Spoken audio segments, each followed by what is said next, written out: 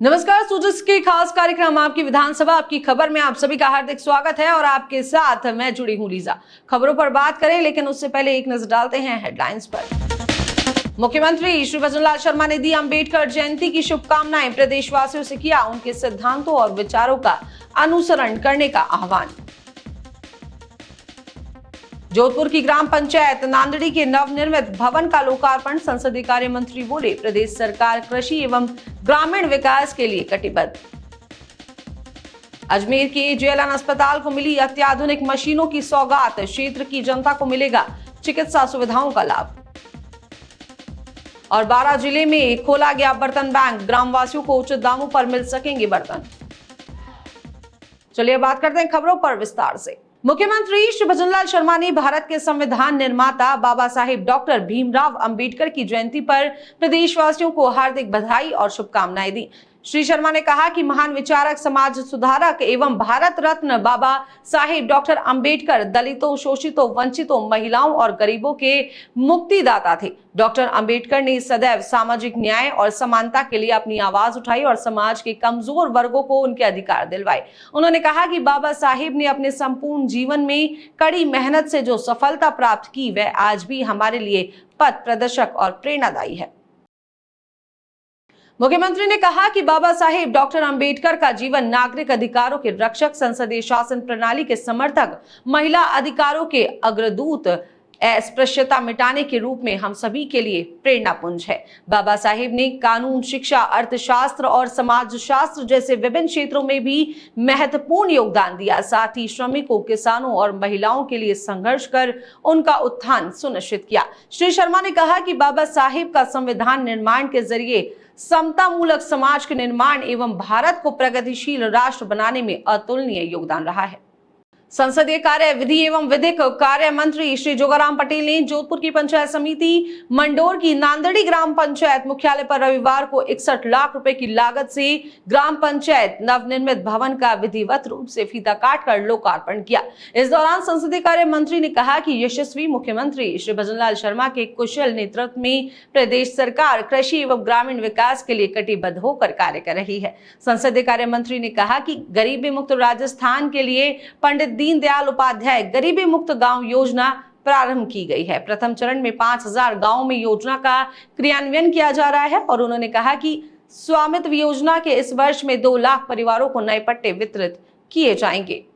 जल संसाधन मंत्री श्री सुरेश रावत बांसवाड़ा के 2 दिन के दौरे पर रहे। दौरे के दूसरे दिन रविवार को वे त्रिपुर सुंदरी मंदिर पहुंचे। इसके बाद मंत्री रावत ने विभागीय अधिकारियों की बैठक ली। उन्होंने सभी कामों को अच्छी गुणवत्ता के साथ समय पर पूरा करने के निर्देश दिए। साथ ही सिंचाई सुविधाएं बढ़ाने, नहरों के पानी का सही प्रबंधन करने और जल स्रोतों की देखभाल पर खास ध्यान देने को कहा। शिक्षा मंत्री श्री मदन दिलावर डीडवाना दौरे पर रहे। इस दौरान उन्होंने ग्राम ललासरी के राजकीय उच्च माध्यमिक विद्यालय और ग्राम धनकोली के शहीद जीवनराम खंसवांग विद्यालय का दौरा किया। साथ ही उन्होंने भामाशाह अभिनंदन और गुरु वंदन कार्यक्रम में भी हिस्सा लिया, जिसमें पूर्व विद्यार्थियों का संगम भी हुआ। इस मौके पर उन्होंने विद्यालय के विकास के लिए 1.5 करोड़ रुपए दान करने वाले भामाशाह का सम्मान किया। मंत्री ने कहा कि हमारी सरकार का लक्ष्य सरकारी स्कूलों का शैक्षिक स्तर सुधारना है और विद्यार्थियों को सभी जरूरी संसाधन उपलब्ध करवाना है। इसके लिए हमारी सरकार भामाशाहों को प्रोत्साहित कर रही है और अच्छे परिणाम देने वाले शिक्षकों को पुरस्कार भी दे रही है। देखो, सबसे पहले तो है कि स्कूल का वातावरण ठीक हो, सब में अच्छे शिक्षक हों, संस्कारी शिक्षक हों, संस्कारों से ओतप्रोत शिक्षक हों। उसके बाद जो भी अध्यापक पढ़ाता है किसी भी विषय को, तो एक दिन पहले पढ़कर के आए ताकि बच्चों की शंका का समाधान ठीक प्रकार से कर पाए। इसके अलावा कुछ बातें हैं कि बीच में स्कूल छोड़ कर न जाए। कई लोग भैरू जी, बालाजी की पूजा करने के नाम पर, नमाज पढ़ने के नाम पर स्कूल छोड़कर चले जाते हैं। हमने पूरी तरह से पाबंदी लगा दी है कि स्कूल समय में केवल शैक्षिक गतिविधियां ही होगी, इसके अलावा कोई काम नहीं होगा, अन्यथा उनके खिलाफ कार्रवाई की जाएगी।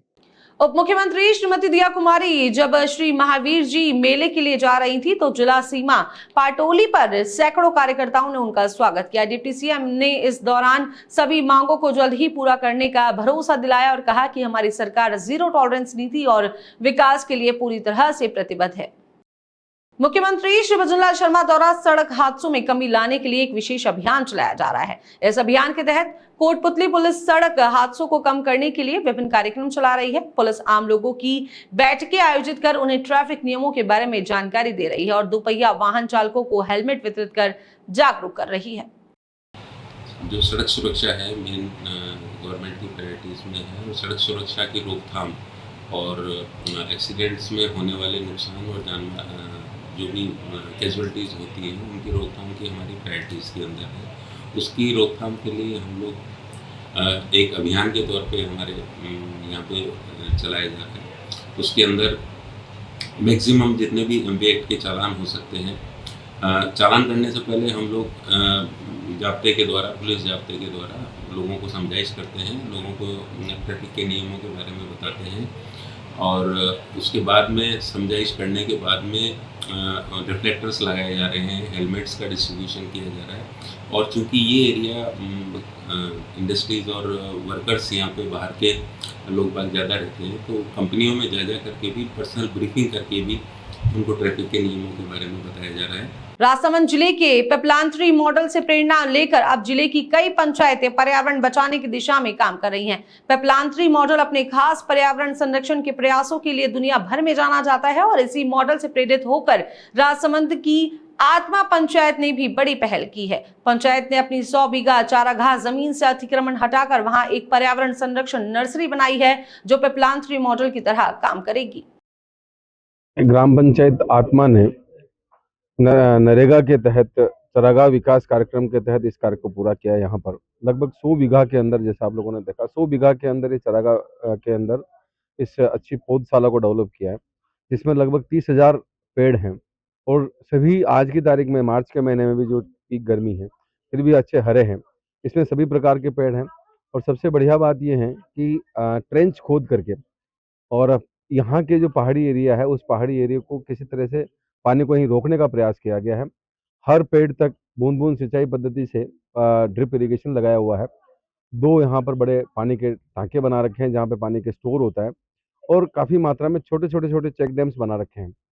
तो मैं समझता हूँ कि ये एक उदाहरण है जब हम लोकल सिर्फ लेबर के माध्यम से, यहाँ पर कोई मटेरियल पार्ट नहीं लगाया गया, सिर्फ लेबर कंपोनेंट से इतना अच्छा एक शानदार जंगल डेवलप किया गया है जिसमें फलदार पौधे भी हैं, फूलदार पौधे भी हैं। इसमें आपको अमरूद भी मिलेंगे, आपको आम भी मिलेंगे, आपको आंवला भी मिलेगा, आपको दूसरे जो प्लांट्स हैं वो भी इसके अंदर उपलब्ध हैं और सभी जिंदा हैं। यहाँ के सरपंच साहब, ग्राम पंचायत ने बहुत मेहनत की इसके ऊपर और पूरा कब्जा खाली कराया था मैंने 2010 में। उसके बाद बाउंड्री पास कराई, उसके बाद बाउंड्री होती होती अभी ये रूप लिया है। अभी लंबा टाइम है, अगर यहाँ पे अतिक्रमण था पूरा पेक था, 100 बीघा खाली कराई है। आगे और कई प्रस्तावित है, आगे प्रस्तावित है पंचफल योजना और सेंक्शन भी रही है यानी मैं और पौधा लगाऊँ। अगले साल में करीब 10,000 पौधा लगाने की इच्छा है। पौधा लगाना बड़ी बात नहीं, पौधे को जीवित रखना बड़ी बात। मुख्यमंत्री की सोच के अनुसार जिले की यातायात पुलिस शहर में लोगों को आसान और सुरक्षित यातायात व्यवस्था देने के लिए पूरी तरह से तैयार है। यातायात प्रभारी आशुतोष चारण ने बताया कि सरकार की मंशा के अनुसार शहर में जहां भी चौराहे या ट्रैफिक पॉइंट है वहां ट्रैफिक पुलिस की सही व्यवस्था की गई है ताकि यातायात सुचारू और सुरक्षित बना रहे। धौलपुर की यातायात व्यवस्था सुधार करने के लिए यातायात कर्मियों को जो शहर के मुख्य मार्ग हैं तथा जो भीड़ भाड़ वाले इलाके हैं वहाँ में हमने यातायात कर्मी नियुक्त किए हैं जो लगातार लोगों को समझाइश करते रहते हैं और यातायात के नियमों का पालन करवाते रहते हैं। इसी प्रकार समय समय पर अभियान चलाकर हमारे द्वारा हेलमेट की, सीट बेल्ट की समझाइश की जाती है तथा अंतिम रूप में हम चालान काटते हैं। जब व्यक्ति समझाइश से नहीं मानते हैं तो अंतिम रूप में हम चालान काटने का उपयोग करते हैं। इसी प्रकार प्रेशर हॉर्न, जो शहर में प्रेशर हॉर्न बजाते हैं उनके खिलाफ कार्रवाई की जाती है। हम आम जनता से मेरी अपील है कि हमेशा यातायात के नियमों का पालन करें, हेलमेट और सीट बेल्ट लगाकर चलें। यह आपकी सुरक्षा के लिए है, इसको बोझ न समझें। राजस्थान की किसान हितैषी भजनलाल सरकार की किसान कलेवा योजना से मंडियों में आने वाले किसानों को सिर्फ 5 रुपए में भरपेट खाना मिल रहा है। टोंक जिला मुख्यालय की कृषि उपज मंडी में चल रही है योजना किसानों, पल्लेदारों और हम्मालों के लिए किसी वरदान से कम नहीं है। सुबह बिना कुछ खाए फसल बेचने आए किसानों को यहां सस्ता और अच्छा खाना मिल जाता है। इस योजना से किसान काफी खुश है और सरकार का धन्यवाद कर रहे हैं। आपकी विधानसभा आपकी खबर में फिलहाल के लिए इतना ही। फिर होगी आपसे मुलाकात, तब तक के लिए मुझे दीजिए इजाजत। नमस्कार।